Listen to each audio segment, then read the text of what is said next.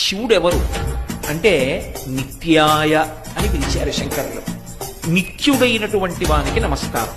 నిత్యుడైన వాడు అంటే అనిత్యుడు కానివాడు. కాల సంబంధం ఉంటే నిత్యం అంటారు. శరీరములు ఉంటాయి లోకంలో, అనేక శరీరాలు. ఆ శరీరాలు ఎప్పుడూ ఉన్నాయా అని అడిగారు అనుకోండి, అవి ఎప్పుడూ ఉన్న శరీరాలు కావు. కాలమునందు ఒకప్పుడు ఉండి ఒకప్పుడు లేకుండా పోయేటటువంటిది ఏది ఉంటుందో అది అనిత్యము.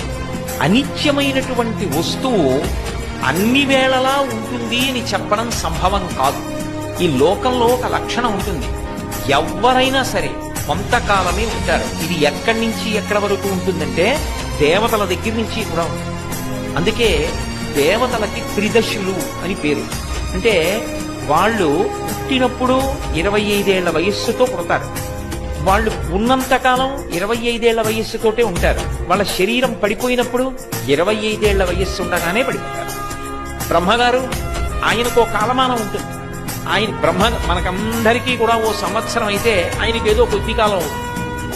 అటువంటి బ్రహ్మగారు కూడా కాలమునందు శరీరాన్ని విడిచిపెట్టేస్తారు.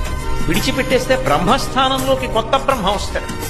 స్వామి హనుమ ఇప్పుడు కలియుగంలో గంధమాదన పర్వతం మీద ఉంటారు. గంధమాదన పర్వతం మీద ఉండేటటువంటి హనుమ వచ్చే యుగంలో భవిష్యత్తులో బ్రహ్మ అవుతారాయన.